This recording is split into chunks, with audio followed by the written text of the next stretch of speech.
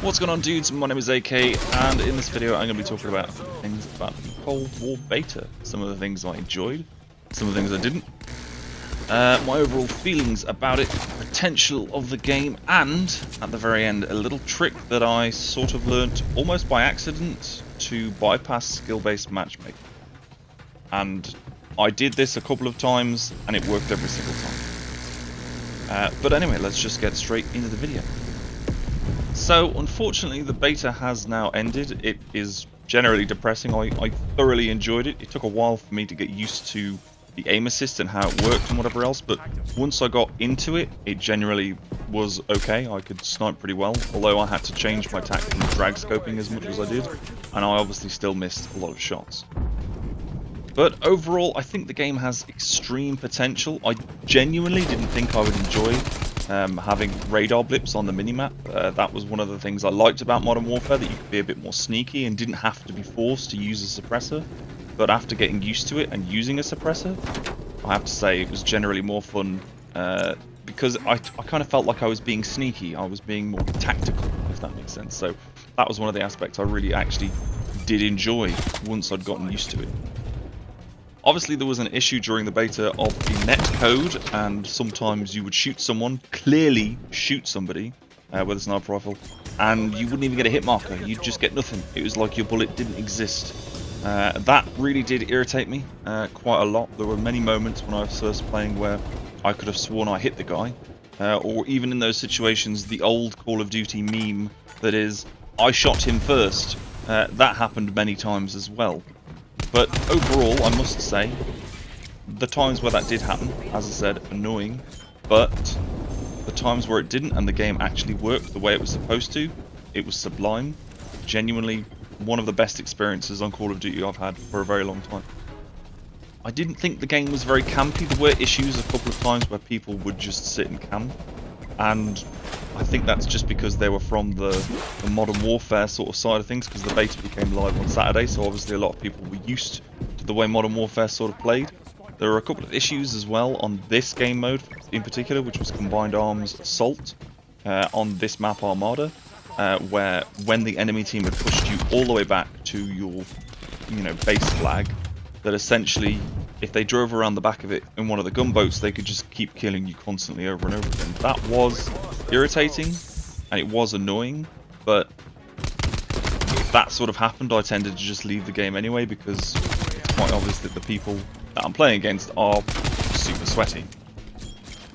One of the things I liked about it was that the pistol, the M911, the one I'm using now, in the alpha was extremely strong with the attachments that it had, and it's extremely strong again. It kills people in about 4 bullets. You can get a 12-round mag, and that's 3 kills essentially if you're really paying attention to the bullets. I just sort of spam fired it until the enemy stopped moving and fell over, and I must say it worked quite well. The amount of times that I outshot someone with a pistol and they had the Sbmm 12, for instance, or sniper rifle, or even the MP5, I do think it's kind of, that's one of the things that is a sort of niggle for me, the MP5 being such a strong weapon. We've had basically an entire year of M4A1 and MP5 being the dominant meta in Modern Warfare, and now we're coming into Cold War and it seems like the MP5 is back up there again. Although I have to say the Uzi, the Mac 10, that was pretty good. Lots of people were really tearing up with that. I couldn't get into that, too much recoil for my liking. But overall, I think this game has some wonderful potential to be a very good Call of Duty. I don't really understand why people don't like the way it looks. I can see why.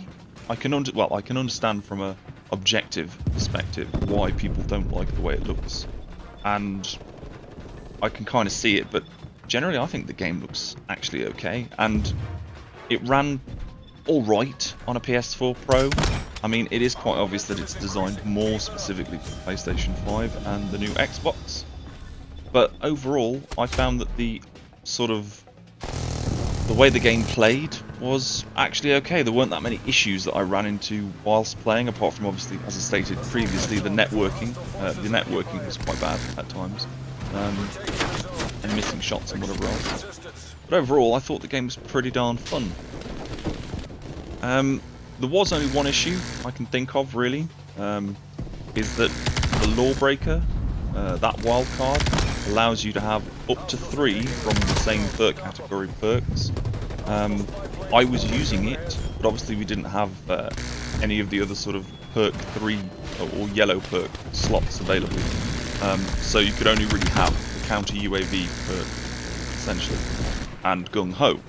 But I can definitely see that when this game is released full, if they don't sort of move the yellow perks around a little bit, that people will probably end up having very overpowered, essentially overkill classes, because you can have a primary weapon and you can have 2 primary weapons, sorry.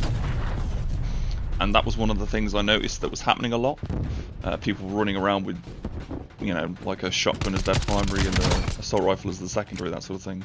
That's fine though. I was running around with a pistol as my primary and a sniper rifle as my secondary. It kind of doesn't make much sense, I suppose, in the grand scheme of things. But, you know, it worked for me. But the thing that I can see becoming the meta, as I was trying to say, is that people are going to use Lawbreaker. They're going to have 2 weapons, and they're going to have all of the perks that make them go off radar, and invisible, and ninja, and stuff like that. So I can definitely see that being the meta for any sort of search and destroy game mode, because it's a very easy cheese. But overall, I wouldn't really change a lot. I like the fact they added the FOV slider, although I didn't actually use it, surprisingly enough. I just left it at the default 80. But now we're going to be getting into a little trick that I found to completely bypass skill-based matchmaking. And I did it by accident the first time. I was a bit confused, so I tested it a couple more times. And essentially, all you need to do to bypass skill-based matchmaking in the beta, or at least the beta for the weekend that's just gone, from the 12th, is just restart your game. That's all I did. I restarted it because it was glitching out and wasn't working, so I restarted it. And the lobby I was in when I restarted it was, everyone was max rank, everyone was running around like crazy, they were jumping similar to me. They had the same sort of movement speed and attention to detail, and also they were, you know, playing, I don't want to say at the same caliber as I do, but I mean they were generally not noobs. They were people who were used to the game and knew the mechanics and knew what they liked.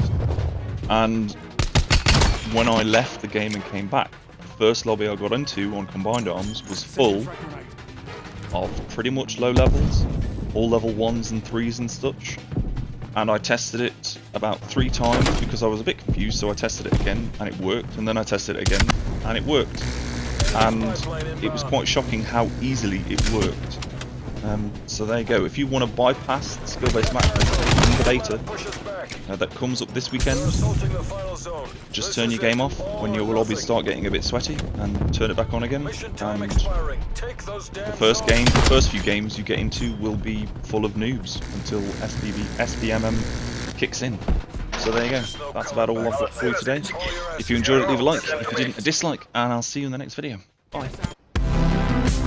On your screen will be some videos. Remember to click them. Also hit that subscribe button because AK is almost so close to 1K subs. Don't do anything dumb. Remember, be a Rick, not a Morty.